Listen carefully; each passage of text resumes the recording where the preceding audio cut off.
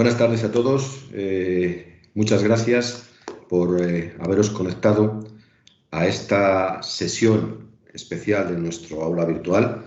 Es una sesión en la que hemos puesto mucho cariño. Tengo que agradecer a los equipos de ASTI Consulting Service y a los de mis compañeros de CEU Castilla y León el esfuerzo que han hecho para poder realizar esta jornada. Y deciros únicamente quiénes somos. Nosotros, como Escuela de Negocios del CEU en Castilla y León, pues intentamos trabajar para nuestra región fundamentalmente en temas relacionados con formación de posgrado, formación ejecutiva. Es posible que sepáis que el CEU es el grupo educativo más grande de Europa. Normalmente se nos conoce por las universidades, nuestras 3 universidades, sobre todo la Universidad San Pablo de Madrid, pero en realidad trabajamos en toda la esfera, digamos, temporal educativa, desde niños de 3 años hasta la Universitas Senioribus, que es una universidad para mayores en la que hay alumnos de 90 años. Pero centrándonos en lo que nosotros hacemos en Castilla y León, como os decía, trabajamos como escuela de negocios y nos orientamos fundamentalmente a la formación de profesionales en activo, profesionales en empresas y en organizaciones de nuestra región.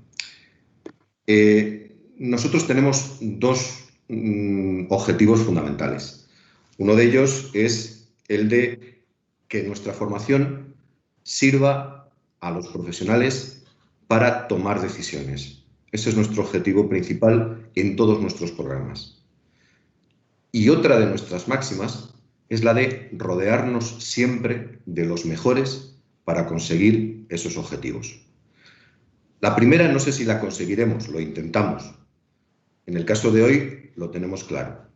Hoy vais a conocer a un grupo de personas expertos en todo lo que tiene que ver con organización de la producción, todos ellos profesores del claustro de nuestro programa, de nuestro Executive Master en la organización de la producción.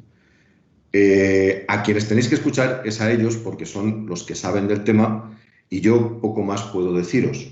Simplemente os voy a dejar en manos del director académico del programa, Antonio Fernández, que es una persona experta no solo en la materia que nos ocupa desde el punto de vista profesional, sino también experto en formación. No en vano lleva muchos años dirigiendo programas ejecutivos, impartiendo formación ejecutiva. Yo soy uno de sus alumnos hace muchos años y él va a ser el encargado de conducir la mesa redonda en la que vamos a tratar temas muy interesantes y que seguro que nos van a ayudar a todos a comprender un poquito mejor este mundo de la organización, la excelencia en la producción y la logística. Antonio, te lo dejo a ti, cuando quieras. Muchas gracias, Jesús, y buenas tardes a todos. Bueno, antes de empezar, como es normal, agradecer a los 4 que me acompañan en esta mesa redonda. Son 4 ponentes, como decía Jesús, de este Executive Master. Son 4 personas que me acompañan como docentes en el camino que llevamos haciendo desde hace ya 14 ediciones. Algunos desde casi el principio, otros como Javier, incorporados recientes, pero los 4 que tienen, digamos, una experiencia dentro del mundo de las operaciones que es más que reseñable. Pues les voy a presentar así rápidamente. Empiezo por Isabel. Isabel es la directora de Logística y Compras del Hospital de Calahorra, aparte de otras cosas que luego nos contará. Sigo por Arturo. Arturo es el Plan Manager de Signify en Valladolid, lo que antes era Philips Valladolid, Indal, Indalux. Javier de la Viuda actualmente es el responsable director de operaciones del grupo Siro, Cerato Siro Foods. Lleva 1 año y medio más o menos en el puesto y tiene mucha experiencia previa nacional e internacional. Y por último, Juan Carlos Merchán, que después de 30 años trabajando en la logística en Renault, desde hace unos meses pues ha incorporado a Transfesa desde el punto de vista del operador y ya no tanto desde el cliente. ¿Por qué hemos elegido a estos 4? Bueno, podríamos haber elegido a cualquiera de los profesores del claustro, pero les hemos elegido primero por la experiencia que tienen en el ámbito de las operaciones y supply chain, pero sobre todo por la complementariedad que tienen. Uno, Javier viene de lo que es una industria de proceso, con las particularidades propias de una cadena de suministro en el sector agro, que luego profundizaremos. Arturo está más en la parte de industria de manufactura, transformación, ensamble, pues como puede ser también el sector de la automoción o de la aeronáutica. Juan Carlos, desde el punto de vista del operador, en Transfesa es líder europeo en todo lo que es transporte de mercancías ferroviario. Y luego Isabel, porque nos va a dar el contrapunto a todo lo que es la aplicación en operaciones y en logística en un sector fuera del ámbito industrial. Ella trabaja en el hospital de Calahorra, es un hospital que ha sido de su mano pionero en todo lo que es la implantación de las metodologías más industriales que vienen del Lean, pero aplicados al sector hospitalario. La mesa va a ser una mesa, espero, dinámica. Lo que les he pedido a los 4 ponentes es que disfruten de este momento, porque disfrutando ellos es más fácil que hagan disfrutar a todos los que nos van a escuchar. Yo abriré los temas de debate, pero ellos se sentirán libres para poder ir aportando, pues a medida que vayan apareciendo diferentes temáticas, lo que consideren que es más apropiado.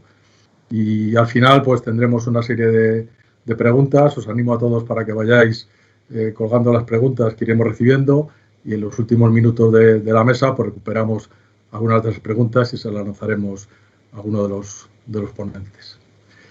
Bueno, pues empezamos. Entonces, para romper el hielo, yo creo que después de esta breve presentación, lo que quiero es que cada uno de ellos 4 pues que nos cuenten quiénes son, a qué se dedican en este momento y sobre todo desde la experiencia que tienen en el ámbito de las operaciones y de la supply chain. Empezamos, Javier, por ejemplo. ¿Qué tal, Antonio? Muchas gracias por la introducción. Encantado de estar aquí con todos vosotros, con los asistentes, y gracias a Jesús y a ti por darme la oportunidad, ¿no? Bueno, lo has dicho, ¿no? Ahora mismo soy desde hace 1 año y medio el director global de operaciones del Grupo Cereal Tosiro, un grupo familiar de origen de Castilla y León, con ambiciones y ya presencia internacional. Tenemos presencia en cinco países. De la industria alimentaria. Mi experiencia siempre ha sido en el sector del gran consumo de retail, supply chain, operaciones. Cierto es que al final, a través de esto, llegué a alcanzar una posición de dirección general en una de las empresas en las que estuve. He estado en empresas como Procter & Gamble, Diageo, PepsiCo y Capravo, y en Europa y en Latinoamérica. Y no, ese soy yo. Bueno, siguiente, Isabel, por ejemplo. Bueno, buenas tardes. Un placer compartir con todos vosotros esta sesión. En primer lugar, muchísimas gracias, Antonio, por nombrarme directora de logística y compras. Se lo diré a mi gerente mañana, pero de momento solo soy coordinadora de este área de logística y compras desde hace 20 años en Fundación Hospital Calahorra, que es un hospital ubicado en La Rioja, es un hospital público, tenemos unos 500 trabajadores, ¿no? A mí me parece muy interesante el aportar la visión no solamente de empresas que fabrican, sino también de empresas que no fabricamos, que creamos, generamos salud, pero las que es muy importante tener toda una cadena de, bueno, pues eso, de compras, de logística, de almacén, de distribución. Aparte de llevar 20 años trabajando en el hospital, bueno, pues yo he echado la cuenta y llevo 8 años colaborando con Antonio en este máster, ya son unos cuantos, y también colaboro impartiendo docencia universitaria y de máster en varias universidades. Muy bien. Arturo. Hola, buenas tardes. Lo primero, muchas gracias por invitarme a esta mesa. Soy Arturo González, director de las fábricas de Philips aquí en España, de Signify. Pues yo llevo 20 años de experiencia en operaciones, soy ingeniero industrial, también pues he estado soy Executive MBA del Instituto de Empresa y AMP del IES, llevo colaborando con este máster 7 años. Y mi experiencia, pues la parte inicial es de consultoría. Mis primeros años estuve de consultoría en Deloitte, pues dando, pues, sobre todo con la parte estratégica y parte de IT. Estuve en Brasil, estuve en la India, pues con Telefónica, con Repsol. Y luego ya llevo 17 años, primero la parte de director de compras de Signify, luego director de operaciones. Viví una integración cuando Philips compró Indal y fui el responsable de la integración desde el punto de vista industrial. Y luego ahora soy pues, el director de las fábricas, principalmente muy focalizado en las fábricas ahora pues, en la implantación Lean, en la automatización, en la digitalización, que es el camino en el que estamos inmersos a cualquier industria. Muchas gracias. Venga, cierra, Juan Carlos. Bueno, primero, Antonio y Jesús, muchas gracias por invitarme y por la confianza que siempre ponéis en mí colaborando en estos máster.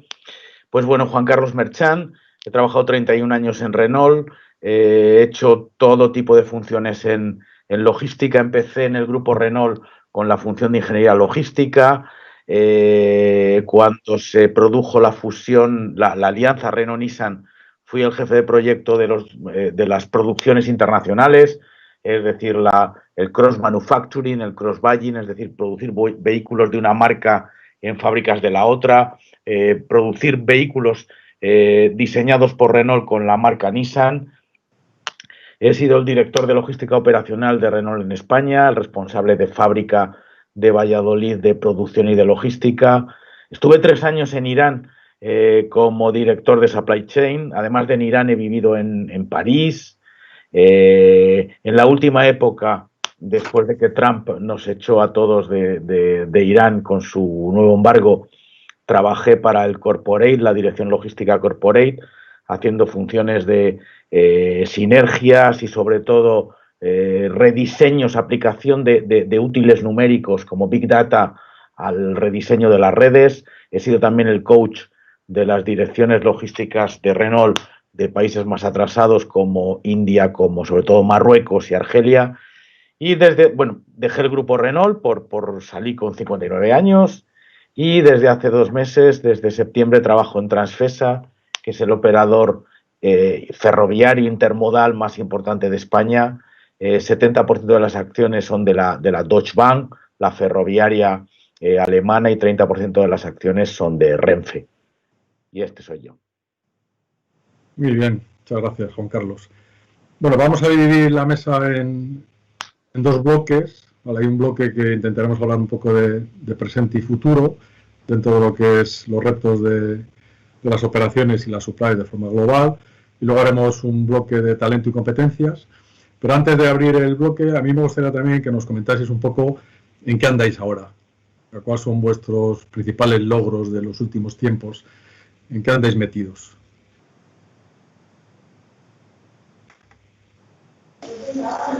Pues si quieres, comienzo yo, Antonio. Sí.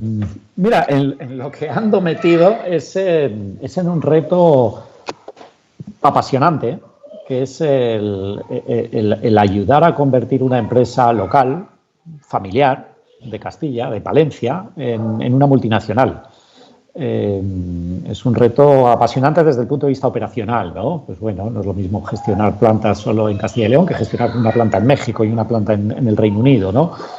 Y con todos los retos que ello conlleva, ¿no? Desde el punto de vista operacional, de costes, de calidad, de seguridad, etcétera, lo que todos sabemos. Pero sobre todo es un reto súper apasionante desde el punto de vista cultural, y de liderazgo y de la transformación cultural que ello implica, ¿no? Y en ello ando, ya no solo como líder de las operaciones de la empresa, sino como miembro del comité de dirección desde un punto de vista muy cross-funcional, ¿no? Muy bien, muchas gracias. Juan Carlos continúa. Pues yo he asumido la función prácticamente esta semana de director de operaciones.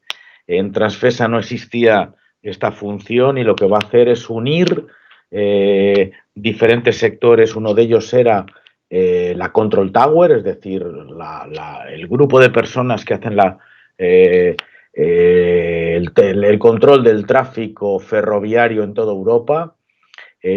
Otro grupo que se une a las operaciones es la parte de carreteras, la complementariedad absoluta al ferrocarril, y un tercer equipo que se va a unir a las operaciones es lo que podríamos llamar la ingeniería de las soluciones logísticas de los corredores. ¿En qué anda metido Transfesa ahora y cuál es mi reto? Potenciar enormemente los corredores europeos, tanto sea el Atlántico, que está más desarrollado, es decir, llevar mercancía desde las zonas de Andalucía, Valencia, sobre todo Cataluña, en ferrocarril hasta Alemania, Chequia, Polonia, e incluso traer tráfico de vuelta la mezcla sería automóviles y mercancía general. Y estamos desarrollando también el corredor mediterráneo. El corredor mediterráneo estará basado también mucho en la automoción y estamos desarrollando United Kingdom, Inglaterra, y empezando un tráfico de reefer, de contenedores frigoríficos para llevar fruta y verdura a diario desde nuestras zonas españolas a Londres en ferrocarril. Es decir, ante el reto del Brexit, Transfesa está preparada porque llegará con un tren bajo aduana directamente hasta Londres. No tendrá ningún retraso a la entrada del país. Muy bien. Pues yo estoy en Signify, sobre todo estamos ya queremos certificarnos ser la primera planta, tenemos que 4 fases de Lean y queremos que las 2 plantas de Valladolid, pues el próximo año, en junio, sean las primeras de todo el grupo Signify en certificarse. Y luego lo que estamos ahora es sobre todo en el proceso de digitalización, automatización. Hemos automatizado completamente nuestros almacenes de materias primas, que ha sido pues una auténtica revolución. Ahora estamos automatizando todos los flujos logísticos y luego todos los flujos informáticos con la implantación del MES. Muy bien, gracias. Isabel. Bueno, pues nosotros dentro del hospital veníamos de una larga tradición de mucha implantación de Lean. De hecho, yo hice el doctorado, soy ingeniera industrial, hice el doctorado sobre la aplicación de Lean en el sector sanitario. En el año 2010, 2009, 10, 11 conseguimos, yo creo que todos los premios que se podían conseguir referentes a logística, a la implantación de Lean. Y cuando ya habíamos entrado ya en una zona de confort y ya nos sentíamos a gusto y dominábamos la logística del hospital, bueno, pues este año ha cambiado el tablero de juego. Y ahora nos encontramos con un hospital completamente diferente, que tenemos que atender a una situación sanitaria completamente diferente y tenemos que reinventarnos y empezar otra vez desde cero, ¿no? Entonces, las reglas con las que jugábamos en enero ya no tienen sentido, las reglas de los proveedores tampoco, las reglas internas tampoco, nuestros pacientes ya no son los mismos. Entonces, estamos en una oportunidad, en un reto que es volver a construir la nueva logística de los próximos años. Entonces, eso es un poco lo que tenemos por delante. Muy bien. Bueno, pues entonces abrimos el primer bloque, hablemos un poco de presente y de retos de futuro. Entonces, vamos a tratar 4 topics. El primero, competitividad y productividad. Estamos convencidos que cuanto más excelentes seamos en el desempeño tanto de la operación pura y dura como todo lo que es la parte supply, más eficientes y productivos seremos de forma global y más cerca estaremos de maximizar el valor que vamos a aportar a nuestros clientes. Entonces, me gustaría que cada uno en vuestro entorno me dijeseis cuál consideráis que deben ser las claves de los sistemas de producción que nos permitan mejorar la competitividad, y si pensáis que siguen estando de actualidad, pues todos aquellos básicos que todos hemos estudiado e implantado ligados al Lean Manufacturing, Lean Logistics o Lean dentro del sector hospitalario. Empezamos, si quieres, contigo, Isabel, y luego los demás, pues de forma absolutamente libre, pues vais incorporando a la discusión. Bueno, yo ya lo siento que me vais a perdonar, yo no puedo ser objetiva en esta pregunta. Sabéis que yo soy una fanática entusiasma, una predicadora del Lean en cualquier ámbito, y especialmente en el ámbito de Lean Healthcare, que yo creo que llevamos bastante retraso respecto a cómo estáis el resto de los ponentes en vuestros sectores, y yo creo que tenemos que seguir trabajando y profundizando mucho en esa línea. Yo creo que también en nuestro ámbito, una de las palabras que se repiten mucho es: estamos en un entorno VUCA, VUCA, VUCA. Yo no lo entendía muy bien, como todo el mundo decía VUCA, yo decía sí, todo es VUCA, todo es VUCA. Y yo creo que este año lo hemos vivido en primera persona, lo que es estar en un entorno cambiante, complejo, en el que nadie tenemos ni idea de qué es lo que va a pasar en los próximos meses, ¿no? Entonces, ese es un poco el reto que tenemos por delante, ¿no? Por eso a mí me parece apasionante el poder estar como docente en este máster, ¿no? Porque es esa posibilidad de aplicar todo ese conocimiento tan impresionante que tenéis, que tiene todo este claustro, ver cómo podemos aportar todo ese conocimiento a este nuevo entorno en el que nos toca desenvolvernos, ¿no? Vale, yo... Venga, chicos. Pues yo creo que más que nunca, si vemos las empresas que más éxito tienen, hay una base de Lean potentísima. O sea, más que nunca estamos a la base de Lean, a la evolución a Lean Kata y a la digitalización. Pero es el paso esencial. Cualquier empresa que vemos que está triunfando con toda la parte de logística, con todo el tema de la pandemia, es Lean, Lean, Lean, Lean, basado en un foco enorme de las personas. Y es la clave, o sea, toda la transformación, los incrementos de productividades y acortamiento de plazos de entrega que son exponenciales que estamos viviendo en los últimos años y especialmente en los últimos meses, sin Lean es completamente imposible.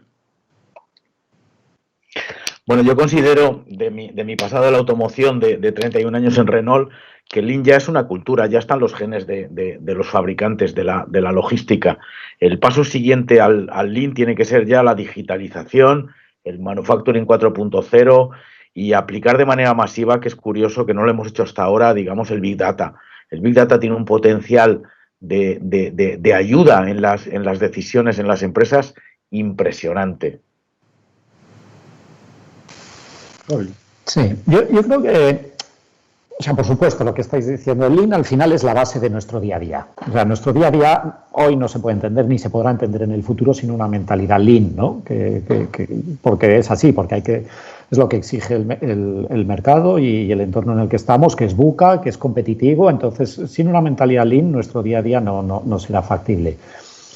Lo que pasa es que yo creo que hay un elemento que a mí me gustaría mencionar también, que es la parte, si quieres, un poco más estratégica, ¿no? Que es asegurar que nuestra infraestructura operacional responde adecuadamente a la estrategia y hacia dónde van nuestras organizaciones respectivas, ¿no? Y ahí yo creo que hay que ser muy, muy cuidadoso en lo de siempre, no quedarse en el medio. O sea, yo creo que es importante tomar decisiones, ¿no? Oye, si tienes una estrategia de crecimiento, eso implica unas decisiones estratégicas, estructurales, muy distintas a si tu estrategia es una estrategia de contención. Ambas son válidas, es decir, pero lo peor es pretender estar a setas y a relojes, ¿no? Como dice el refranero castellano, ¿no? Yo creo que eso es muy importante. Asegurar el Lean para mí es el día a día, pero asegurar que tu direccionamiento estratégico desde el punto de vista operacional es coherente con lo que tu negocio o tu organización quiere y sobre todo que no te quedas en el medio, es decir, que eres choiceful, ¿no? Que eres muy claro en las decisiones que estás tomando de las cosas que vas a hacer y de las cosas a las que renuncias.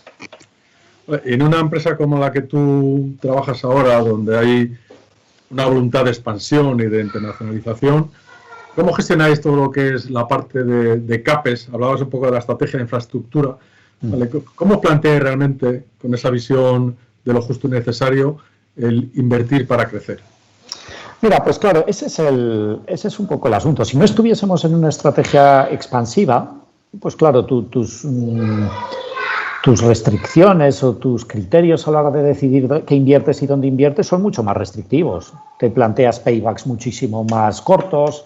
Estás en ese entorno. Si estás en una estrategia de expansión, pues entonces tienes que ser un poquito más laxo, ¿no? Porque más laxo en cuanto a tus exigencias de payback. Obviamente tienes que las cosas tienen que sustentarse, ¿no? No se trata en esta vida de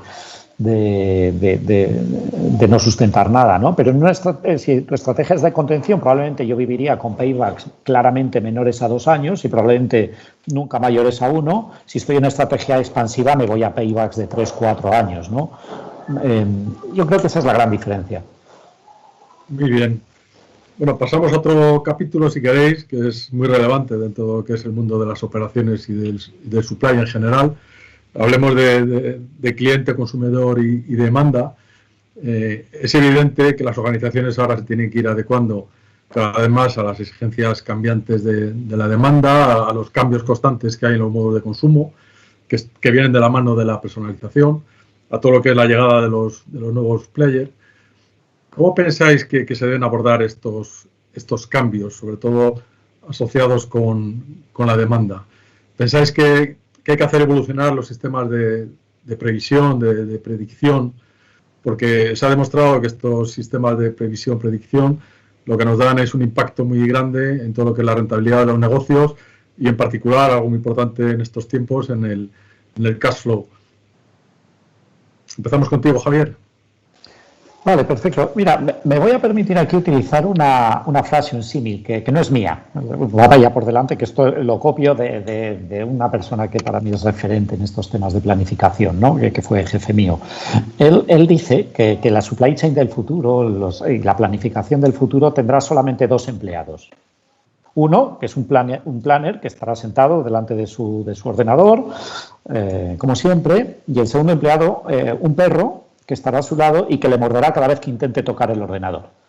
O sea, en definitiva, ¿qué es lo que viene a decir? Pues que o sea, los sistemas de previsión, de planificación, hoy en día han llegado a nivel de avance tecnológico y más que está por venir, o sea, aquello de que el planner es el mago, ¿no? El planner es el mago que trabaja con la gente de negocio y entonces él sabe perfectamente qué es lo que vamos a vender y todo el mundo depende de que este planner sea bueno. Eso ha pasado a la historia. Clarísimamente las máquinas, los algoritmos, los programas, con todos los progresos que hay hoy de inteligencia artificial, de machine learning, etcétera, son mejores. Clarísimamente son mejores. Entonces, de lo que se trata es de hacer que los sistemas funcionen. Y ahora probablemente el rol estrella, en lugar de ser el planner, es el Master Data Analyst, ¿no? El tipo que se asegura de que la máquina funciona porque el Master Data que utiliza la máquina es el que tiene que ser, ¿no? Y ese es el gran cambio. Luego, a partir de ahí, que obviamente operaciones tiene que trabajar codo con codo con las áreas comerciales y con las áreas financieras, eso fue así siempre y seguirá siendo así siempre porque tiene que ser así, ¿no? Pero para mí yo creo que ese es el gran cambio que yo veo ya hoy, pero sobre todo de cara al futuro.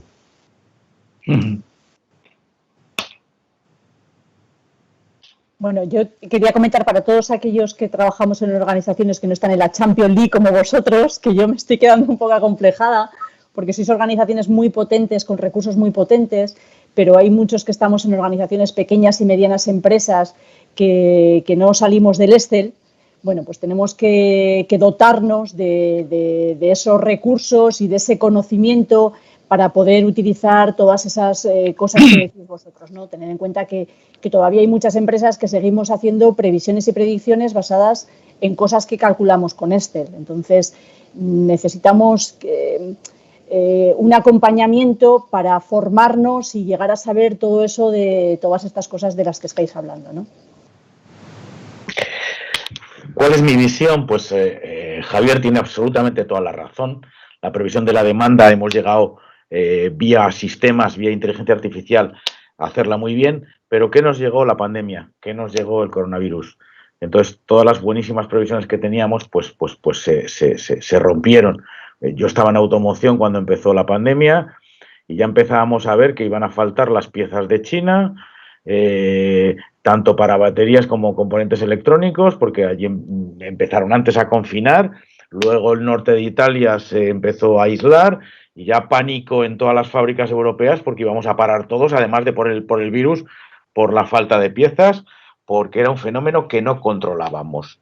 Luego la demanda varió enormemente, ya no solamente en automoción. Por ejemplo, si intentáis todavía compraros una bicicleta, que sepáis que no hay, el stock de bicicletas se ha terminado, tendrán que meter no sé cuántos fábricas de más o turnos de producción.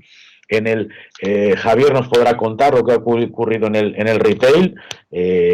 Aparentemente la demanda ha sido constante, pero no es verdad. Ha habido como oleadas de compras de productos. Todo el producto que era enfocado al cliente particular retail pues ha continuado muy bien, pero aquello dedicado a los canales Horeca, que es hoteles, restaurantes, cafeterías, se ha caído. El mix de productos se ha caído de manera tremenda. ¿Qué ha ocurrido en empresas de producción donde la producción tiene que ser bastante constante, como es la automoción? Shock absoluto. Se ha retomado la producción a un ritmo constante y ahora se va a hacer stock. Afortunadamente, antes de la pandemia había un sobrestock de vehículos, que cuando se recuperó la demanda ese stock pudo salir, y vamos a vivir a partir de ahora, os lo advierto ya, paradas rotundas de fábricas de mucho tiempo, porque ya han llenado los stocks, ya tienen todas las campas, que es ahora el negocio de mi empresa, Transfesa, por ejemplo, la distribución de vehículos llenas y tendrán que parar porque ya no hay más posibilidades de estocar. Entonces, la producción en automoción es bastante inflexible y me vengo ahora al transporte. El transporte en la parte que me toca, que es mucho más ferroviario, también es bastante inflexible. Los trenes, la inversión es muy pesada, los corredores tienen la capacidad que tienen y multiplicar por N el transporte en ferrocarril en corto plazo es prácticamente imposible. Por tanto, la flexibilidad se juega de otras maneras, se juega con el camión. Por ejemplo, habréis oído que los tráficos internacionales, el aéreo ha subido de una manera brutal, los costes de aéreo, y en cambio los barcos, pues ha habido barcos ociosos. Las navieras han retirado barcos para ajustar los precios porque no había mercancía para transportar. El desequilibrio se ha incrementado de una manera enorme. Yo en nuestro sector trabajamos 100% por proyectos. Siempre hemos tenido una planificación, un éxito de un 70%. Considerábamos, y ahora pues ha cambiado completamente. Hay sectores completamente arrasados. Pues el sector de aeropuertos, el sector de hoteles, lo último que piensa ahora es en invertir, en cambiar su iluminación. Luego hay otros sectores que encontramos, por el sector de alimentación, que quiere hacerlo, pero ha estado saturado. O sea, ha habido un retraso, ya pues han liberado todos los presupuestos y todo el sector público, pues que a final de año estábamos con unas previsiones. La realidad es un 120 por encima de cualquier previsión. ¿Qué te lleva? Estamos a una flexibilidad absoluta. Estamos relocalizando en Europa muchos componentes algunos componentes que estaban de China. Lo estamos relocalizando. Era una cosa que ya había empezado hace 2 o 3 años y ahora se está acelerando porque, pues, por lo que comentamos ahora, todo el tema de transportes aéreos, de cambios, de flexibilidad, de paradas. Pero bueno, pues es un mundo apasionante, mucho basado en el Big Data, cada vez mucho más en el Big Data, en los Master Datas perfectos. Y bueno, hacia allí vamos. O sea, es el modelo de Amazon al extremo, lo estamos viviendo pues todas las empresas ajustándolo al sector. Vale, hablabais de flexibilidad, inflexibilidad asociado con la variabilidad de la demanda. Ha habido sectores, por ejemplo, Javier, al que conozco bien, ha habido momentos en los que la demanda se disparó justo con la llegada del coronavirus. Entonces, hay una cuestión que es clave, es cómo desde el punto de vista de la producción tenemos mecanismos de flexibilidad para poder responder a estos picos o valles de demanda. ¿Cómo habéis gestionado esta parte en particular dentro del agro? Bueno, ya nos ha dicho Juan Carlos que dentro del sector de automoción, pues que es un sector inflexible de por sí, pues que al final ya tienen llenas las campas, pero en la parte agroalimentaria, ¿cómo habéis gestionado realmente esos picos de demanda? Mira, pues para seros sinceros, un poco a la tradicional. Es cierto, lo que tuvimos fue en marzo un pico tremendo, cuando hubo pánico, ¿no? Entonces hubo categorías donde la demanda se disparó pues absolutamente a lo loco, ¿no? Todos lo sabemos, ¿no? La gente se puso a comprar pasta, por ejemplo, como si no hubiese mañana, ¿no?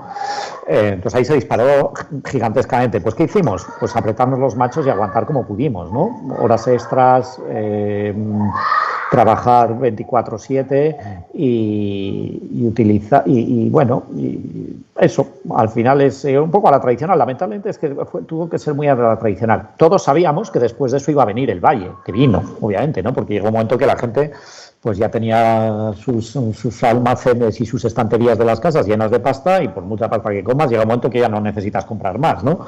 Entonces llegó ese valle. Y ahí, pues bueno, pues tuvimos, igual a la tradicional, tuvimos que hacer paradas, ERTES, fue lo tradicional. Lo malo de esto es que efectivamente, pues como dice Juan Carlos, ¿no? Esto es algo que, bueno, pues nadie en nuestra generación había vivido algo así nunca, ¿no? Ha sido un evento totalmente, estos de una vez en la vida, ¿no? Que nadie tenía previsto y los propios sistemas de contingencia que todos tenemos más o menos montados, pues se vieron claramente desbordados, ¿no? Entonces, pues hicimos lo que pudimos y hemos aprendido un poquito para esta segunda ola, ¿no? También. Bien. Y otra pregunta, cuando se habla de supply siempre se habla un poco de la gestión global, end-to-end, y yo tengo siempre curiosidad por ver cómo se incorporan las áreas de procurement, de sourcing, todo lo que es la parte de compras, en todo lo que es la gestión global de la cadena de suministro. Hay organizaciones que las tienen dentro de la misma organización, de supply chain, y otras las tienen separadas. ¿Cómo pensáis vosotros que tienen que estar estas áreas incorporadas a la gestión global en end-to-end?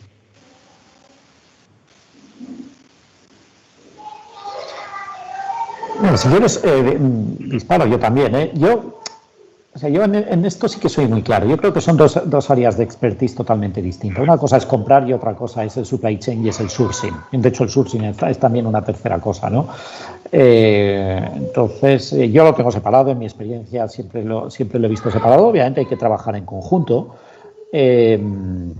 Pero procurement es category management, es entender las categorías en las cuales compras para saber cuáles son los drivers, ¿no?, que te mueven tus precios y tu disponibilidad de producto. A partir de ahí, definir tu estrategia de selección de proveedores y de gestión de esos proveedores, ¿no? Gestión de riesgo y temas de compliance. Eso es lo que es procurement, ¿no? Y luego supply chain, lo que tenemos que hacer es ejecutar el día a día de eso. Es decir, procurement para mí es una cuanto más alejado esté del día a día procurement, mejor. Yo cuando veo a mis compradores enfrascados en un problema de un tema que pasó ayer, digo, no estáis haciendo lo que tenéis que hacer. Lo que quiero es que penséis en el largo plazo, ¿no? Y el día a día ya lo gestionan los chicos de sourcing y de supply chain. Isabel, tú tienes los dos gorros, ¿no? Tienes el gorro de compras y el gorro de logística. Sí, ¿Cómo gestionas esa dicotomía? Bueno, fíjate, yo es que te iba a decir, yo es que creo que en mi caso, precisamente la ventaja añadida es que yo tengo la responsabilidad de, por un lado, la contratación pública, o sea, hacemos los contratos públicos para comprar, por ejemplo, una rodilla o una cadera, hacemos la compra, esa compra diaria de la rodilla que se ha puesto hoy y que tiene que estar repuesta para mañana, hacemos la parte del almacenaje, el transporte, la distribución. Y si hay una queja o una reclamación, pues somos a la propia gente de logística que se te queja al facultativo de que esa prótesis ha dado no sé qué problema. O sea, nosotros tenemos la visión integral y nos parece que, a ver, en nuestro caso, que no tenemos nada que ver con vuestro tamaño, es una visión muy enriquecedora porque yo compro y a la vez me llega en primera mano esas quejas o esas incidencias o esas reclamaciones del cliente interno. Que en el caso que acabo de decir de una rodilla, de una cadera, no suele pasar. Pero, por ejemplo, este año nosotros hemos visto, yo he visto más alertas sanitarias en un año que los 20 que llevo trabajando en el hospital. Y todos tenemos noticias de mascarillas que no cumplen, de batas que no cumplen, de material sanitario que no cumplen. Entonces, el hecho de que tú, como bien dice Antonio, tener la gorra de yo soy la que compro y a la vez yo soy la que lo almaceno y lo distribuyo y se lo doy a la enfermera y la enfermera me dice este guante cuando me lo pongo se rompe, pues te da mucho potencial para la mejora, ¿no? Entonces, para mí ese contacto directo con el cliente interno es una fuente de sabiduría y de conocimiento que no tiene precio. Yo lo veo completamente no, yo lo veo separado, son funciones diferentes. Las compras están para el medio-largo plazo, para negociar, buscar nuevos proveedores, ajustar el sourcing, ver precios y negociar capacidades a medio-largo plazo.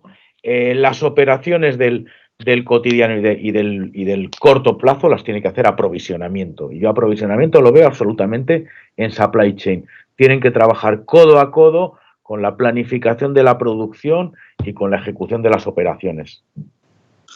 Yo estoy de acuerdo con Juan Carlos y Javier. Sí es cierto que es muy bueno la gente que está en compras, que ha pasado por planificación y por logística. Eso es una experiencia buenísima porque tienes ese concepto logístico.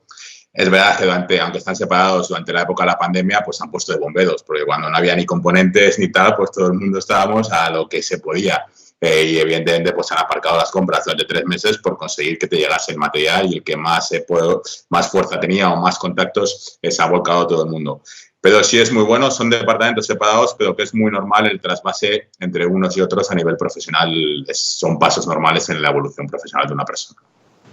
Bueno, yo aquí quiero meter un poco una cuñita para poner en valor que cuando hacemos la selección de ponentes de cara al máster, intentamos incorporar visiones diferentes con problemáticas diferentes, para que los alumnos vean que al final una cosa no es ni blanco ni negro, sino que hay sectores, posiciones, tamaño de empresa, donde un modelo tiene que ser uno y en otras el modelo tiene que ser diferente. Cuando hablemos, por ejemplo, de transporte, que Juan Carlos conoce bien, en el máster pues damos visiones totalmente complementarias, de un gran operador, de un gran cliente y luego metemos también una pequeña empresa de transporte, que además es de un antiguo alumno nuestro, donde también cuenta las particularidades que tiene una empresa pequeña a la hora de gestionar.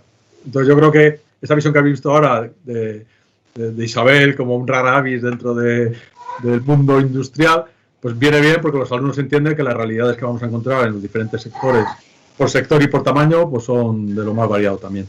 Mira, si me permites, Antonio, es cierto, y esto que acabas de comentar, de hecho, ahora me ha traído un déjà vu, que es a mis años en Capravo, un retailer, ¿no? Una cadena de supermercados, donde efectivamente en lo que era todo lo que es alimentación seca y productos secos, lo teníamos separado. Por un lado estaban los compradores y por otro lado estaban los aprovisionadores. Pero en productos frescos no, porque cuando tú quieres comprar y aprovisionar pescado fresco, ya es imposible, no tiene sentido disociar el acto de compra del acto de aprovisionamiento, porque lo haces en el mismo momento, es cada día, ¿no? Cada día tú negocias el precio y decides cuánto compras, ¿no?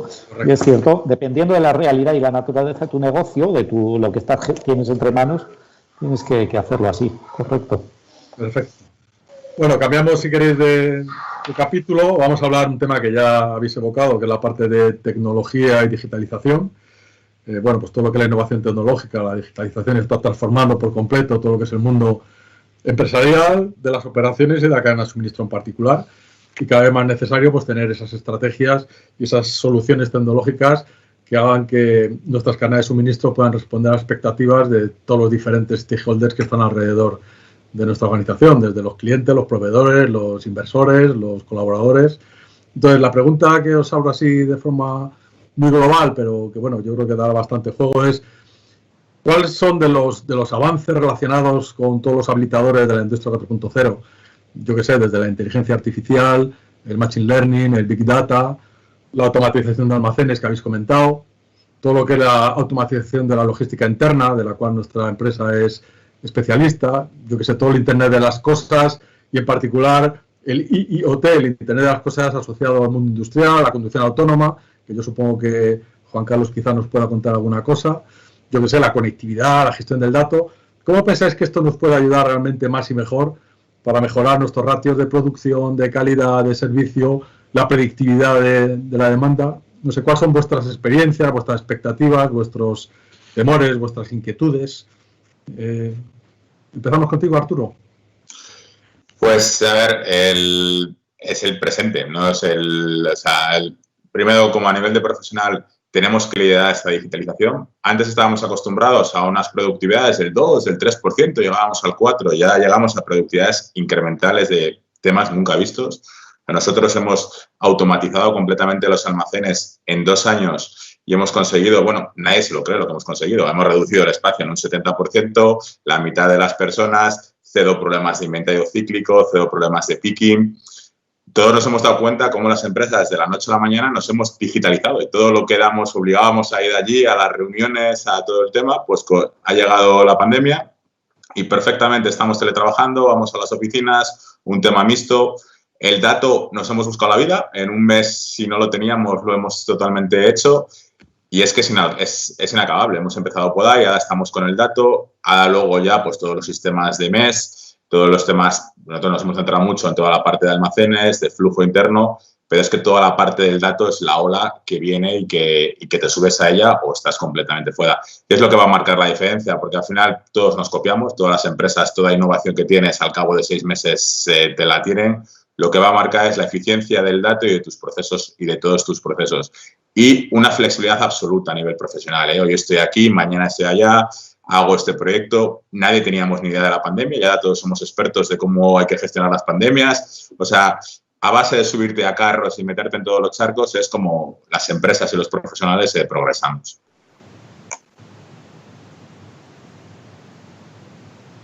Venga, otro que se anime. Venga, yo totalmente de acuerdo con lo que ha dicho Arturo. Un poco la particularidad que tenemos nosotros como hospital es que yo tengo que luchar contra la parte asistencial para que me dejen un dinerillo para automatizar y robotizar y informatizar la parte de logística y eso pues es realmente complicado porque luchas contra el trauma, la ginecología, la oftalmología, el otorrino, contra los sectores asistenciales que tienen que tienen grandes avances tecnológicos y que realmente es el negocio del hospital, ¿no? Entonces, un poco nuestra presión y nuestra batalla y nuestra lucha es poner en valor toda esta gestión de la cadena de suministro, la logística, el trabajo que hacemos y que podamos seguir avanzando en este camino, ¿no? Entonces yo, ahora que me he venido con mis stocks navideños, pues si tuviese que pedir algo, pediría pues un poquito de Big Data para ayudarnos en esa toma de decisiones y, como decía antes, para salir un poco del mundo del Excel y poder tomar y analizar datos potentes, ¿no? Porque tenemos muchos datos que no somos capaces de explotar y de analizar como nos gustaría. Bueno, yo afortunadamente he vivido etapas de correr mucho y ir para atrás. Por ejemplo, cuando estuve en la fábrica de Valladolid, fuimos los líderes en Lean Manufacturing, en automatización de los procesos, líderes en picking kitting, líderes en implantación de AGVs, carros autoguiados, y de ahí pasé a la cola. Me fui a Irán y estuve 3 años en un mundo donde parece que había vuelto en la película 20 años atrás.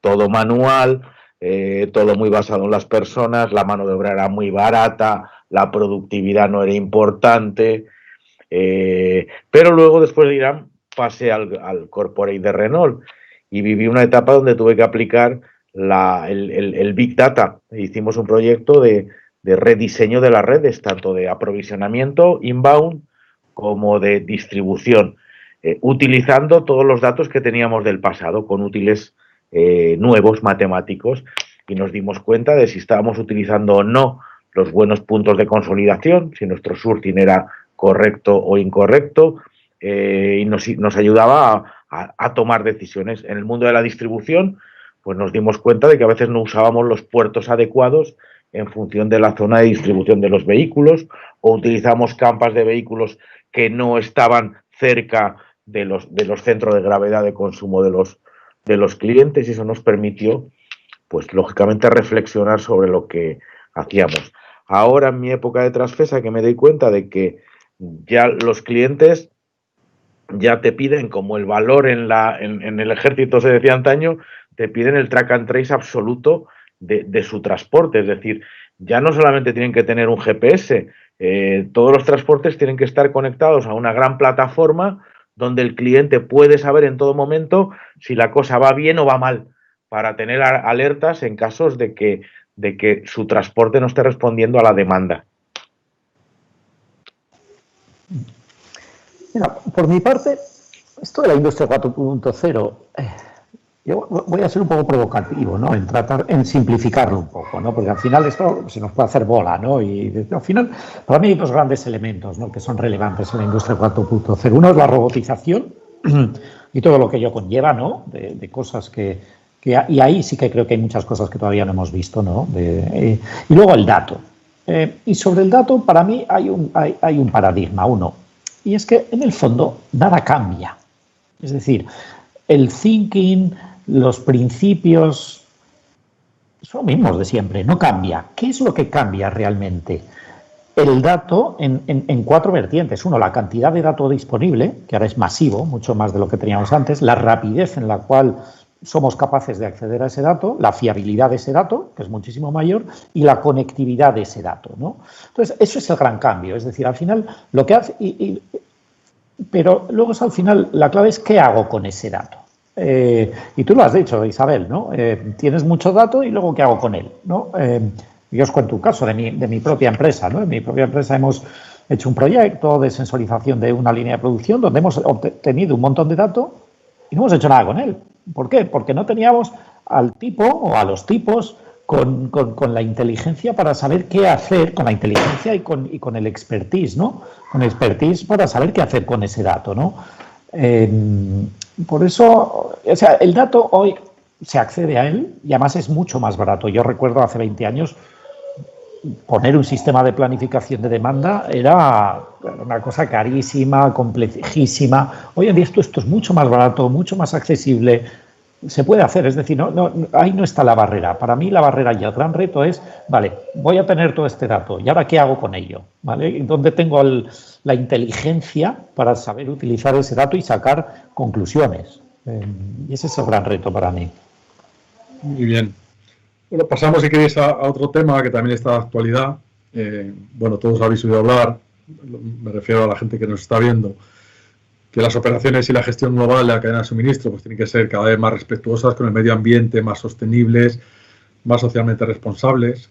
Desde vuestra visión, ¿cuáles son los riesgos y qué soluciones veis en relación a este asunto? No sé, sabéis que hay un crecimiento brutal de la demanda logística con la eclosión del comercio electrónico, hay requerimientos específicos ligados al medio ambiente que vienen de la mano del reparto de la última milla. No sé, ¿cómo veis un poco el aspecto de sostenibilidad asociado con el mundo de la operación y de la logística en general? Juan Carlos. Bueno, empiezo por mi parte antigua y continua de la automoción. La industria de la automoción está obsesionada ahora mismo con la reducción de las emisiones de CO2. Se calcula por cada vehículo toda la fase de producción de sus piezas, de sus componentes, de ensamblaje, la energía que se consume en la producción y los 10 años de vida que va a tener el vehículo. Ahí interviene, por supuesto, la logística. Se busca descarbonización para el año 2050. Entonces, entrando en la logística, en el transporte, ¿qué se está haciendo? Pues, como os dije antes, primero, optimizando las redes, el network design, haciendo un transporte mucho más inteligente. Luego, mejorando muchísimo los vehículos utilizados. Luego llegaré al ferrocarril. Es decir, si es posible, vehículos más ligeros, más ecológicos, que consuman menos, mejorando enormemente la tasa de llenado de los vehículos, rediseñando los propios camiones, yendo más a si nos deja las autoridades a utilizar camiones tipo Megatrack o tipo Gigatrack o tipo en automoción camión polivalente, un camión que pueda llevar en un sentido embalajes con piezas y en el otro sentido vehículos, y sobre todo a incrementar la intermodalidad, a la que pasaré a hablar un poquito más tarde. Por ejemplo, Renault ha colaborado con una startup para desarrollar un barco portacontenedores a vela en el siglo XXI, pero puede ser una manera de hacer ecología y economía, al final eco al cuadrado. Vale, ¿qué puede aportar Transfesa, mi empresa, en este mundo de la sostenibilidad? Pues la intermodalidad. La intermodalidad es utilizar los acarreos o la última milla o la primera milla, transporte muy flexible, básicamente va a ser carretera, va a ser camión o furgoneta, y en la distancia larga utilizar un transporte más ecológico y más económico. El barco, cuando podamos utilizar tengamos un río para hacer fluvial o sobre todo marítimo, el barco es muy barato y poco emisor de CO2 comparado con la carretera, o el ferrocarril para placas continentales, léase Europa o demás. Ventajas del ferrocarril, pues consume 6 veces menos de energía.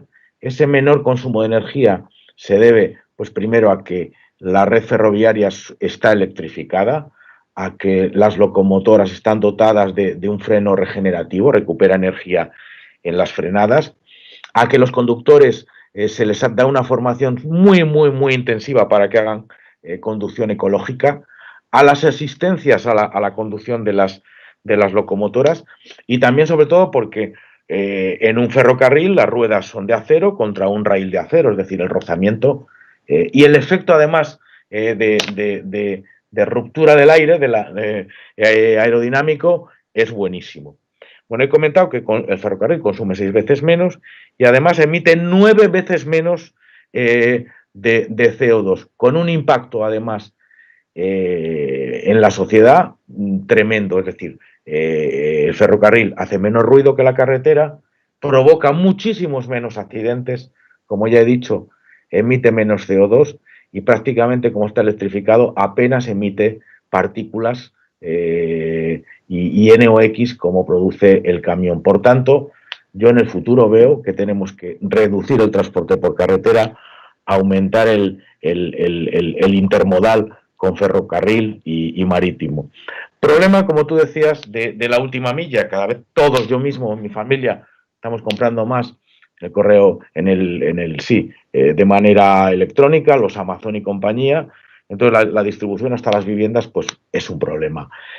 Solución que veo, vehículo sea eléctrico o vehículo de pila de hidrógeno y distribución en las ciudades cuando estén peatonalizadas, distribución nocturna al retail. No queda otra solución que utilizar vehículo más ecológico que el vehículo de combustión convencional. Gracias. Yo hablo un poco más desde la parte de aprovisionamientos. Bueno, nosotros que como empresa cotizada en bolsa somos la empresa, estamos en el Dow Jones de sostenibilidad, lo tenemos dentro del sector de iluminación, somos la empresa número 1 y es un criterio ahora mismo radical en la selección de proveedores. O sea, uno de los criterios más importantes es cómo está en su sostenibilidad.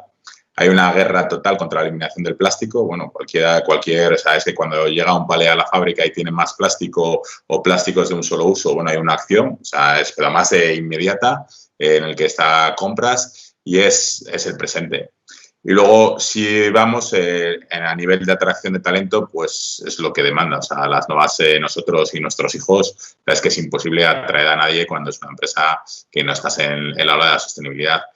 Y al final se demuestra que es rentable. O sea, está hiperdemostrado que las empresas que se ocupan tanto a nivel de personal como lo tienen en la parte del ADN, pues las cotizaciones en bolsa son mucho más elevadas. Son los dos, yo creo que son las dos grandes transformaciones que estamos viviendo. Todo el tema de sostenibilidad y todo el tema de digitalización, si lo comparamos en los últimos 3-4 años.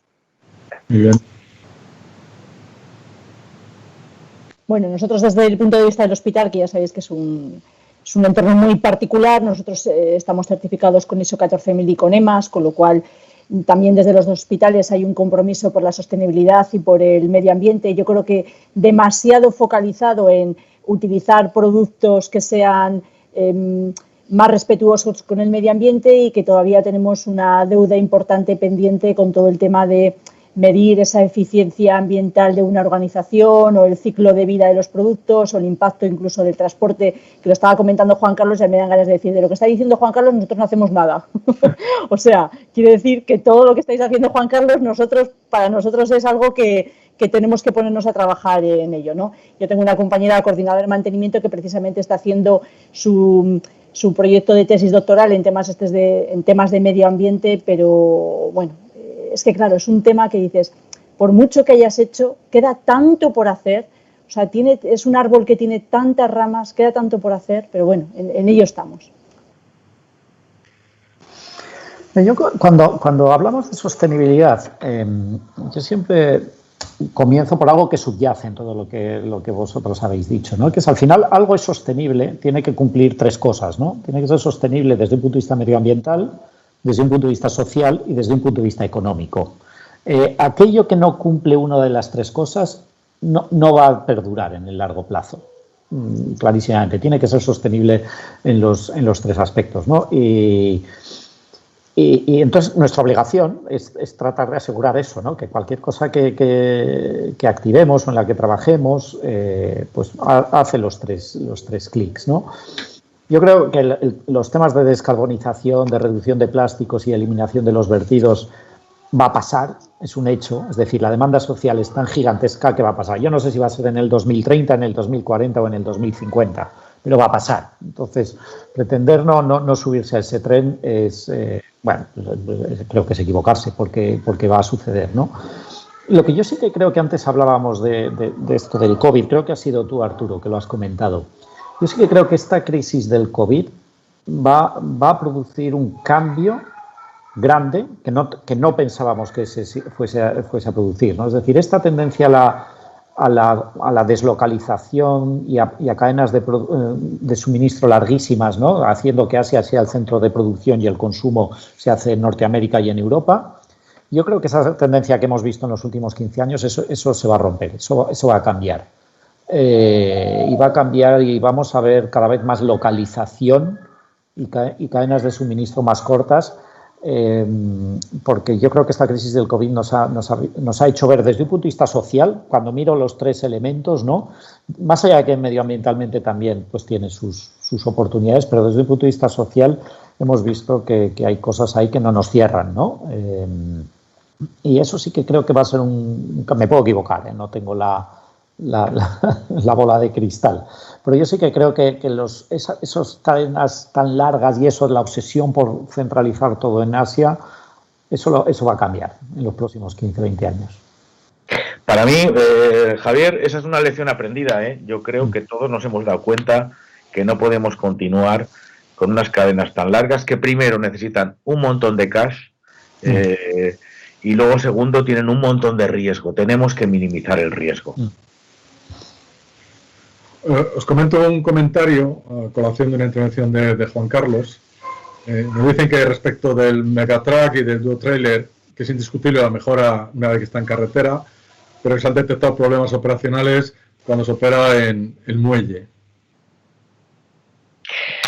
Bueno, respecto al Megatrack o al Gigatrack, que es el Duotrack, sí, en muelle la operativa es muy mala. Yo, como vengo del mundo de la automoción, priorizamos sobre todo la descarga y carga y descarga lateral. Para eso los camiones tienen lonas laterales. Muy bien. Bueno, pasamos al último bloque para hablar de talento y competencias. En todas las áreas ligadas a operaciones, independientemente de la empresa, del sector, pues siempre han necesitado profesionales preparados para tomar decisiones desde el punto de vista estratégico y para implantar soluciones y procesos. Cada vez hay una demanda mayor de expertos especialistas en supply que sean capaces de afrontar los retos del futuro. Pero, ¿en qué áreas vosotros tenéis identificadas las mayores necesidades? Y en esas áreas, ¿qué competencias, tanto técnicas como también de otras habilidades, deberíamos poder potenciar para poder trabajar en esas nuevas direcciones de operaciones? Venga, Isabel.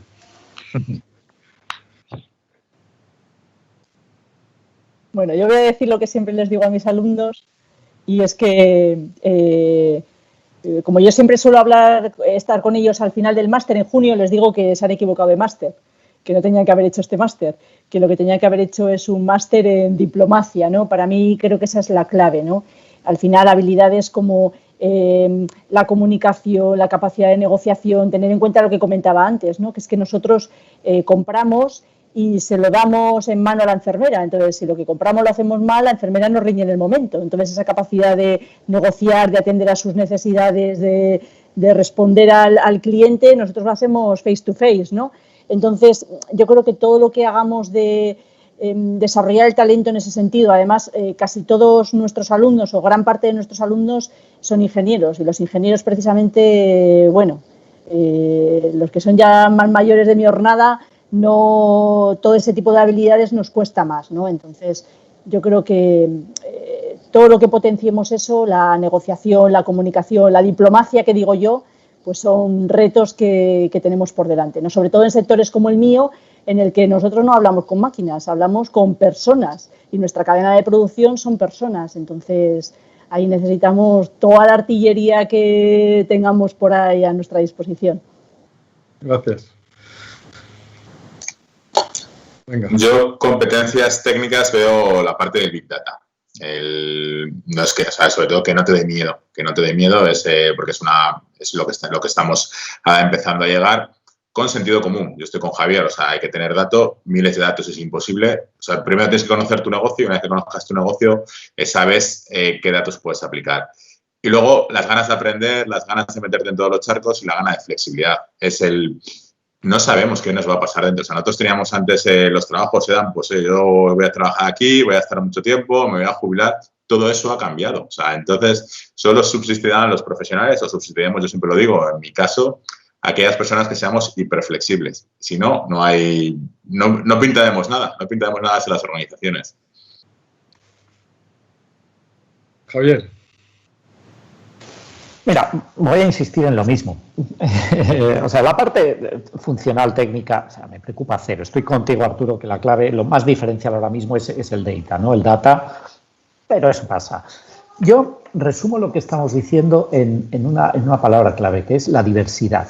Yo creo que el gran cambio y la gran exigencia de nuestros tiempos y de los tiempos que vienen es la diversidad, es el embrace y el leverage la diversidad, es decir, el abrazar la diversidad, pero no solo para abrazarla para entenderla, sino para utilizarla y maximizarla. Cuando hablo de diversidad en todos los sentidos. Obviamente en diversidad de género, que es de lo que todo el mundo entiende. Cuando hablas de diversidad, obvio, es cierto que la diversidad de género es relevante y hay que abrazarla y maximizarla, pero es la diversidad en todos los sentidos, de origen, de pensamiento, de entender otros sectores distintos al tuyo, porque esa diversidad es lo que te va a dar la necesidad de flexibilidad, porque lo que hacemos hoy va a ser distinto a lo que vamos a hacer pasado mañana y el entorno es cada vez más competitivo y más buca, pero sin duda, si hay una palabra que para mí es la clave del reto que como líderes y como profesionales vamos a tener en el futuro, es eso, es la diversidad, abrazar y maximizar el poder de la diversidad.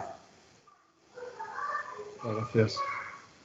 Bueno, estoy absolutamente de acuerdo con que la flexibilidad, sobre todo la capacidad de adaptación son claros, pero quiero atraer la atención hasta otro punto. Los nuevos profesionales son millennials. Yo tengo 2 hijos millennials. Los millennials son muy diferentes a nosotros, ¿eh?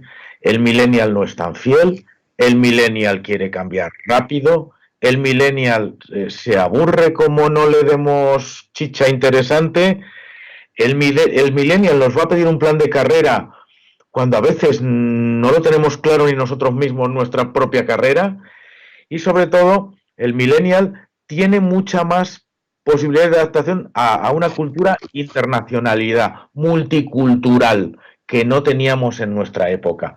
Poquitos, hemos trabajado en varios países como Javier y yo mismo. Entonces, atención que el millennial necesita un trato de formación, de futuro, de recursos humanos diferente a nuestra generación. Correcto. Diversidad generacional, Juan Carlos. Sí, también. Claramente. Sí. Eso. A ver, se están entrando ahora al último momento un montón de preguntas y como estamos ya justo a tiempo, os voy a lanzar una que ha llegado de Laura, a ver quién la quiere responder. En relación con el futuro del que se estaba tratando antes, realmente el futuro está ya predicho con bastante exactitud para las diferentes áreas, ¿cierto? Pero la cuestión que queda por resolver es el cuándo. ¿Qué opináis? Yo ahí discrepo. Veamos lo que ha pasado con el COVID. Es que estaba todo hecho, estaba todo, y ya la aceleración del cambio de volver a venir a Europa, eso no estaba planificado. Y entonces hay disrupciones tecnológicas que de la noche a la mañana aparecen, te cambia y te tienes que reinventar. Sí. ¿Cuándo será? A ver, las empresas tenemos planes estratégicos, más o menos tenemos, pero a ver, el plan estratégico, si se cumple a un 70%, es un éxito. Entonces, flexibilidad. ¿Cuándo será la siguiente disrupción? No lo sabemos. Y el que lo sepa, pues sería millonario. Total. Y fíjate, hay cosas, por ejemplo, antes hablábamos de, obviamente, el comercio por Internet y la entrega a domicilio. Ahora es, bueno, pues lo que todos vemos que es clarísimo, es el futuro, la última milla, tal. Pero volviendo a mi punto anterior de la sostenibilidad según los 3 ejes, hoy en día la sostenibilidad económica de todo el comercio online y del envío a domicilio no está resuelta. No está resuelta. Nadie gana dinero con eso. Entonces, como eso no se resuelva, es eso que hoy para todos es el paradigma y es el tal, pues no perdurará. A ver, yo creo que lo resolveremos porque para eso estamos todos, ¿no? Ahora, me decís cómo se resuelve, yo todavía no sé cómo, ¿eh? Muy bien. Bueno, por mantener un poco el orden y cerrar just in time, yo estaría hablando con vosotros no horas, sino días, por lo interesante de todo lo que comentáis. Pero bueno, yo creo que hemos cubierto esta hora de debate tratando temas que son de bastante relevancia y que además abordaremos en profundidad en las diferentes sesiones del máster. Entonces, bueno, pues agradeceros enormemente el tiempo que nos habéis dedicado. Os veremos en las aulas, en diferentes momentos del curso. Y si queréis ahora rápidamente paso a presentar el por qué pienso que esta es una buena opción desde el punto de vista del Executive Master, ¿vale? Porque pienso que es una alternativa diferenciar y presentar rápidamente el programa para aquellos potenciales alumnos que puedan estar interesados que vean un poco qué les vamos a contar. Muchas gracias, chicos, de verdad. Muchas gracias, encantados. Gracias a vosotros. Venga. Gracias. Bueno, entonces, el por qué esta opción y no otras. Bueno, yo llevo dirigiendo máster de la parte de operaciones muchísimos años, más de una década. Han sido 14 ediciones ininterrumpidas. Es verdad que con cambios a veces sustanciales de lo que eran los contenidos, incluso a veces de títulos, porque es obligatorio que nos tenemos que ir adaptando a la necesidad de cada momento. Para mí lo más importante es que las propuestas formativas que estamos construyendo las hacemos siempre con una orientación muy centrada en el estudiante, muy centrada en el alumno, ¿vale? Ponemos al alumno en el centro y no es un dicho sin más, porque bueno, cualquiera lo puede decir, pero yo creo que la dirección académica, los tutores de los proyectos, los profesores en las aulas, la entidad organizadora, siempre tienen como ambición y como compromiso el maximizar el aporte de valor a nuestros alumnos. Entonces, construyamos un poco las diferentes dimensiones diferenciales alrededor de este tema que para mí es fundamental, y es que siempre para nosotros, el alumno, vosotros tenéis que estar en el centro. Si hablamos de la parte de dirección académica, que me afecta más directamente, pues ya os he comentado un poco 14 ediciones previas, pero claro, la cuestión ahora es ¿para qué sirve la experiencia? Entonces, uno, que con esta experiencia pues hemos tenido tiempo para poder elegir y retener a los mejores desde el punto de vista del claustro. O sea, mal hubiésemos hecho si después de tanto tiempo no hemos sido capaces de tener la mejor plantilla enfrente de los alumnos para poder contar las cosas de la mejor manera posible y además de la mejor manera y más actualizada posible, que yo creo que es un plus. El programa también, pues bueno, pues le hemos ido evolucionando en función de las demandas del momento. El programa que ahora presentamos pues no tiene mucho que ver, o sí, con lo que hicimos hace 15 ediciones. Hay cosas que son, el core pues es común, pero luego hay aspectos que se han ido introduciendo, que además les introducimos no solo porque el mercado lo demanda, sino porque además los clientes de un curso nos van abriendo el camino para poder incorporar, primero, el poder hacer algunos cambios en los ponentes en función del impacto y la llegada que tienen desde el punto de vista del alumno, pero también de introducción de nuevas materias. Y luego la experiencia, yo creo que es un factor fundamental, nos da el acceso a las mejores empresas. O sea, tanto tiempo trabajando con los mejores, pues te da la posibilidad de hacer las mejores visitas. Por ejemplo, aquí está Arturo y siempre visitamos desde hace muchos años para que nos cuenten un poco la realidad y la evolución, porque claro, cada vez que vamos, cada año vemos cosas nuevas y yo creo que eso también es un plus para los que visitamos, pero también para los alumnos que van llegando. Esa capacidad para poder llegar a las empresas también nos permiten hacer proyectos fin de máster sobre problemáticas reales en estas empresas que nos acogen no solo para las visitas, sino también para hacer proyectos.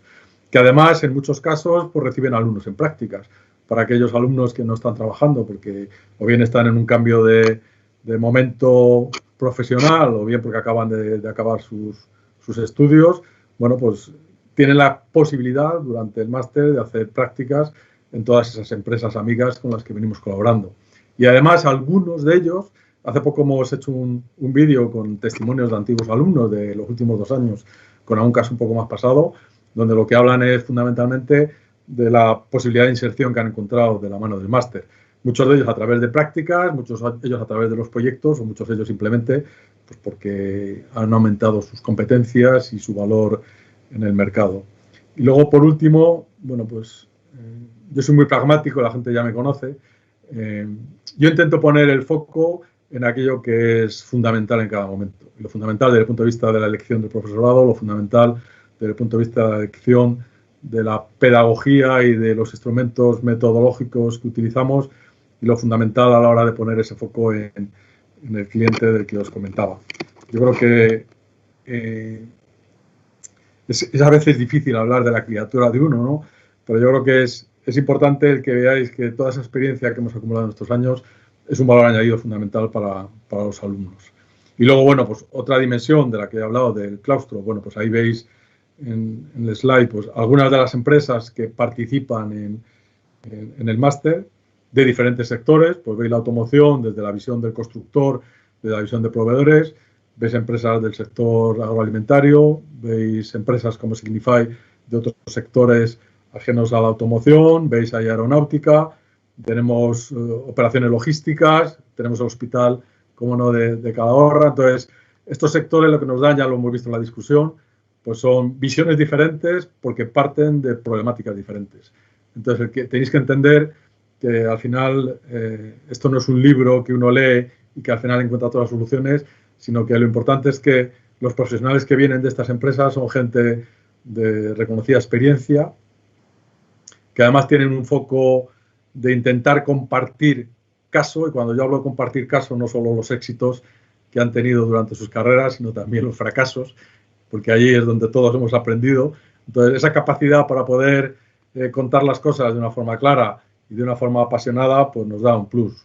Tengo que decir que en nuestro claustro no tenemos ningún docente al uso, no es que tenga nada en contra de ellos, pero no tenemos teóricos que se dedican a la docencia, no tenemos profesores universitarios.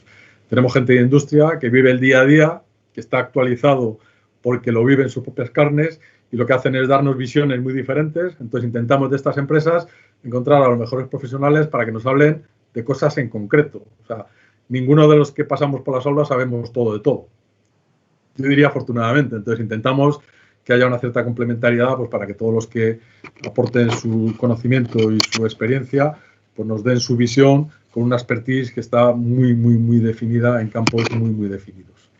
Y luego, bueno, pues yo creo que hay que hablar de la Escuela de Negocios de Sant Pau Boceu. Yo he decidido cambiar de compañero de viaje, ya llevo una larga aventura.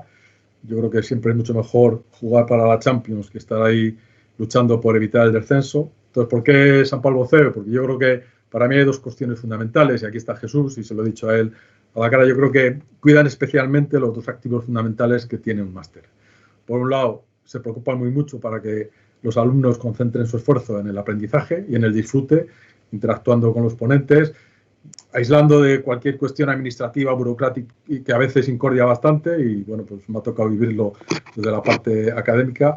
Y luego con los ponentes, pues igual, yo creo que facilita su tarea, facilitamos de forma global su tarea, evitando pues otras incomodidades que son ajenas a lo que es el desempeño y a la docencia. Y luego, pues es importante hablar también de la pedagogía, ¿vale? Nosotros en estos años hemos descubierto lo que funciona y lo que no funciona. Yo creo que, bueno, pues a veces es un poco prueba-error. Durante muchos años empezamos haciendo, pues bueno, pues algunas simulaciones con mecanos más grandes y tal. Bueno, pues al final nos dimos cuenta que hay una solución, invertimos en ello tiempo y dinero para encontrar la mejor de las soluciones. Estamos en el mundo 4.0. Yo creo que hay una solución que nos permite, en la parte central del máster, pues con un soporte digital totalmente gamificado, que el tiempo realmente dedicado al juego pues sea un tiempo de valor añadido para el aprendizaje, no tiempo para montar, desmontar. Además, es una solución que está muy adaptada ahora y muy segura con el tema del COVID, porque cada alumno tiene su tablet. En su tablet pues tiene pues una configuración con un puesto de trabajo y conseguimos hacer partidas, simulaciones de forma rápida. Podemos incorporar de forma rápida también pues diferentes herramientas que vienen de la mano del Lean Manufacturing y entender de forma rápida cuál es el impacto que tiene sobre la producción. Además, con la ventaja que todos los datos pues están residiendo de forma automática y directa de las partidas en la propia aplicación, con lo cual el análisis que podemos hacer de ellos pues es mucho más rápido, sin necesidad luego de estar ahí tomando notas, llevándolo a un Excel y empezando a hacer gráficas. Entonces, digamos que el método pedagógico que incorporamos, pues uno, tiene un carácter práctico de forma casi global. Fomentamos la participación, también es cierto, tengo que decirlo, que hay materias que son mucho más proclives, ¿vale? Porque la carga de intercambio y de participación pues es mucho más fácil que otras donde tiene una componente mucho más conceptual, ¿vale? Hablar de comercio internacional, tenemos una ponente magnífica, pues quizás no da tanto juego, ¿vale?, a la hora de participar como otro tipo de dinámicas, pero sí que lo que hacemos es, incluso en estas disciplinas que son un poco más teóricas, el que nuestra metodología esté muy enfocada a lo que es la parte práctica y de participación, ¿vale? Entonces, el diferencial que os comentaba es un diferencial muy, muy moderno, muy de actualidad, muy con los tiempos que corren, en un entorno totalmente digital, totalmente gamificado, que nos ayuda muchísimo en todo lo que es la impartición. Y además hemos incorporado, asociado con eso, una doble certificación aparte del título propio que se da con el Executive Master, pues damos un certificado desde ASTI, que es un Lean Manufacturing Green Belt, que es algo como muy conocido, muy estandarizado y que está muy bien percibido por las organizaciones, en este caso con una extensión hacia lo que es el Lean Kata, que es la parte más novedosa del Lean, que viene de los libros modernos del Toyota Kata, donde por fin hemos descubierto la parte diferencial de lo que es el Lean, de lo que llamamos el siglo XXI. Y luego ya por último, si queremos hacer un resumen global, pues bueno, pues propuesta formativa focalizada en el alumno, dirección académica con experiencia, con todas esas ventajas que ya os he comentado, un claustro de primerísimo nivel, ¿vale? Todos profesionales apasionados por la docencia y con cosas y casos que contar, no solo de éxito, sino también de fracasos, una institución de prestigio, con un montón de años de experiencia. Bueno, ya ha dicho al inicio Jesús lo que supone realmente esta institución a nivel de la formación. Y luego, pues, esos métodos que son de vanguardia, que con la escuela Lean Kata, pues, intentamos reproducir un entorno de producción que esté digitalizado al 100% y gamificado, y que además abre las puertas a esa doble titulación. Una doble titulación que, insisto, tiene reconocimiento a nivel empresarial e industrial, no simplemente el obtener algunos créditos que para el 95% de los alumnos no tienen un valor porque luego no van a seguir, por ejemplo, con estudios de doctorado. Entonces, si nos ceñimos un poco ya a los contenidos del programa de forma rápida, todo esto lo podéis encontrar en la web con mucho más detalle, pero bueno, habrá una introducción, que además la hago yo siempre el primer fin de semana, para poner en contexto lo que es el máster, hablando un poco de la excelencia de los negocios, la parte de operaciones y luego pues una parte que a mí me gusta especialmente de orientación a resultados, porque creo que también hacer un máster es un reto y tenemos que dedicar todo nuestro esfuerzo orientado hacia la consecución. Entonces yo creo que es bueno discutir inicialmente los tics que nos van a ayudar a esa consecución. Luego, bueno, pues vemos todo lo que es la parte inicial, aguas arriba de la supply, aprovisionamiento y compras. Vemos la parte de compras y proveedores. Hablamos de comercio electrónico, como no.